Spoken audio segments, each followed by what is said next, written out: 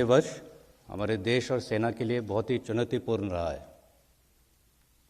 सेना उत्तरी सीमाओं पर सुरक्षा में दृढ़ता से डटी रही और साथ ही कोविड महामारी का सामना सक्षम रूप से करती रही।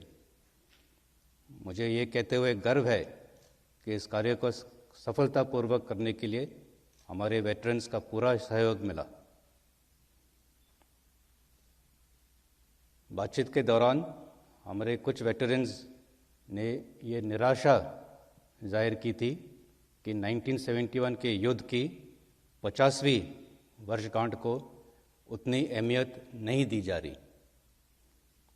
मैं ये बताना चाहूँगा कि ये पूरा साल 1971 के युद्ध के विजय प्राप्त होने के उपलक्ष्य में स्वर्णिम विजय वर्ष के रूप में मनाया जाएगा और देश भर में अलग अलग जगहों पर कई कार्यक्रमों का आयोजन किया जाएगा, जैसे कि एग्जीबिशंस, बैंड डिस्प्लेज, परेड इत्यादि।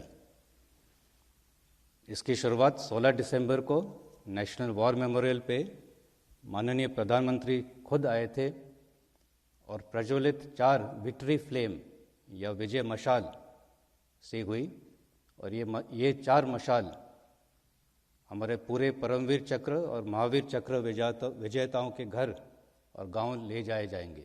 I think for the Air Force, starting as an auxiliary force in 1932 and growing to where we are today, a lethal, potent aerospace power.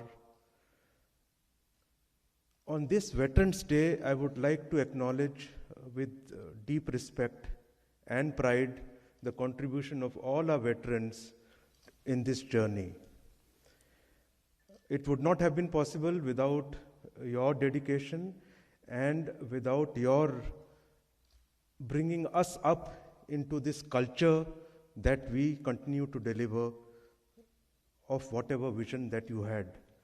So a very big thank you from the entire Air Force.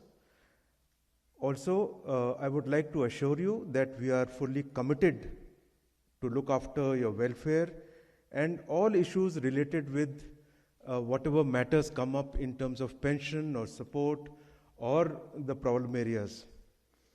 A lot has been covered already in terms of policies, in terms of procedures, in terms of initiatives taken by the various departments, and I would not repeat that.